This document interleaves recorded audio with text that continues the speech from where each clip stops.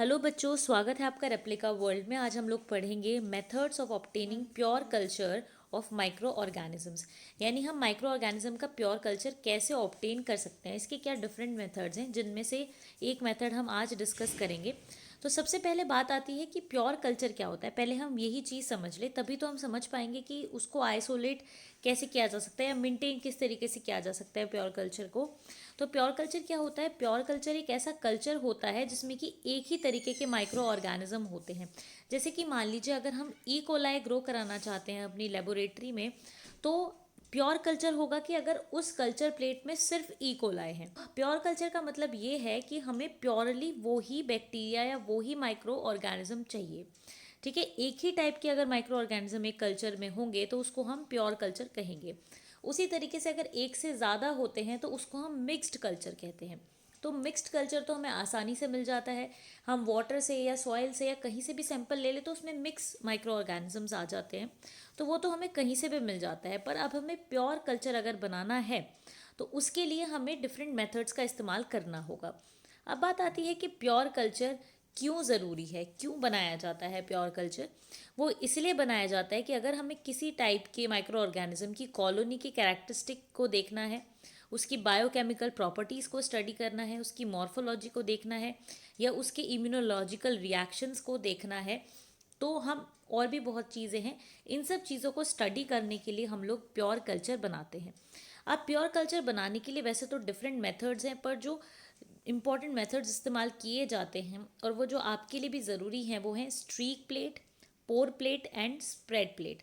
ये तीन मेथड्स हम लोग पढ़ेंगे। आज हम लोग स्ट्रीक प्लेट मेथड के बारे में पढ़ेंगे। ठीक है, तो अगर हमें प्योर कल्चर बनाना है तो हमें इन तीनों मेथड में से हम किसी एक मेथड को इस्तेमाल कर सकते हैं। इसके अलावा हम एनरिचमेंट मीडिया या फिर जो स्पेशल मीडिया होते हैं उनका इस्तेमाल करके भी हम प्योर कल्चर बना लेते हैं, क्योंकि उसमें वो ही ऑर्गेनिजम्स ग्रो कर पाते हैं जिनकी हमें नीड होती है, क्योंकि हम उसके अकॉर्डिंग ही वो मीडिया डिज़ाइन करते हैं। ठीक है, पर फिर ये जो तीन इंपॉर्टेंट हैं हमारे, streak plate, pour plate, spread plate, हम इनके बारे में पहले पढ़ेंगे। ठीक है, तो आज हम लोग पढ़ेंगे स्ट्रीक प्लेट मेथड के बारे में। तो स्ट्रीक प्लेट मेथड क्या होता है, जिसको हम स्ट्रीकिंग भी बोलते हैं। तो स्ट्रीक प्लेट मेथड में क्या होता है कि यहाँ पर क्या किया जाता है, सिंपली हमें स्ट्रीकिंग करनी होती है। अब इसको समझते हैं। समझने से पहले ये जान लेते हैं कि इसको दिया किसने था, इसको डेवलप किसने किया था।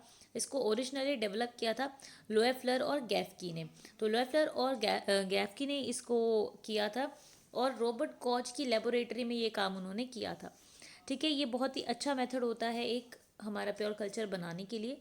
तो इस मेथड में क्या किया जाता है, सबसे पहले जो हमारा कल्चर है, जहाँ से हम अपना कल्चर लेने वाले हैं, वो हम इनोकुलेशन लूप से थोड़ा सा पिक करते हैं। ठीक है, इनोकुलेशन लूप से हम थोड़ा सा वो कल्चर लेते हैं।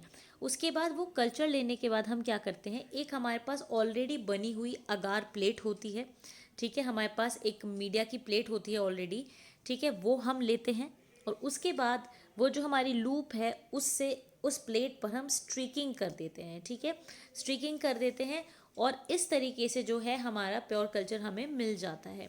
ठीक है, तो आप देखते हैं स्ट्रीकिंग होती किस तरीके से। देखिए, जैसे कि आप इस पिक्चर में देख रहे हो, ये क्या है, हमारी एक इनोकुलेशन लूप है।